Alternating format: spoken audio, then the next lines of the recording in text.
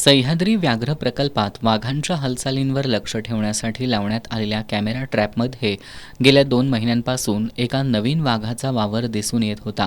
त्याचे विविध कोन आणि हालचाली टिपणारी छायाचित्र आणि चित्रीकरण वनविभागाच्या हाती लागलेत.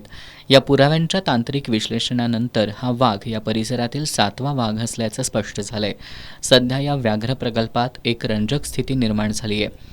प्रकल्पातील तारा या वाघिणीच्या क्षेत्रात सध्या नवीन आलेल्या शिलेदारसह सेनापती आणि सुभेदार या 3 नर वाघांचा वावर आहे. शिलेदार सध्या ताराच्या मागावर असून तिच्या क्षेत्रात स्वतःचं स्थान निर्माण करण्यासाठी धडपडत आहे. निसर्गाच्या या चक्रात आता तारा कोणत्या नराची निवड करते याकडे वन्यजीव अभ्यासकांचं लक्ष असून त्यांचं कुतूहल वाढलंय. सह्याद्री व्याघ्र प्रकल्पासाठी ही अत्यंत आनंदाची बाब आहे.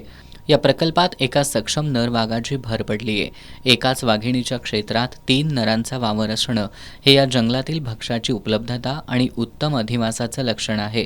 त्याच्या हालचालींवर बारकाईनं लक्ष ठेवून असल्याचं सह्याद्री व्याघ्र प्रकल्पाचे क्षेत्र संचालक तुषार चव्हाण यांनी सांगितलं. सह्याद्री व्याघ्र प्रकल्पातील चांदोली राष्ट्रीय उद्यानामध्ये जिथं नव्यानं सोडलेली वाघीण तारा हिनं आपलं हद्दक्षेत्र निश्चित केलं आहे, त्याच एरियामध्ये एक नवीन वाघाची एंट्री झाली. STR-09 हा वाघ मूलतः आंबोलीमध्ये पहिल्यांदा दिसला, परत राधानगरीमध्ये दिसला आणि आता हा चांदोलीमध्ये वास्तव्याला आला आहे. हा नवा वाघ म्हणजे सह्याद्रीच्या समृद्ध जैवविविधतेचं प्रतीक आहे. राधानगरी, तिलारी आणि दोडामार्ग हे कॉरिडॉर वाघांच्या प्रजननासाठी आणि त्यांच्या सुरक्षित प्रवासासाठी लाईफलाईन ठरत आहेत. या कॉरिडॉरमुळेच वाघांचं स्थलांतर सुलभ होत असून सह्याद्रीचं जंगल पुन्हा एकदा व्याघ्रसंपन्न होत आहे.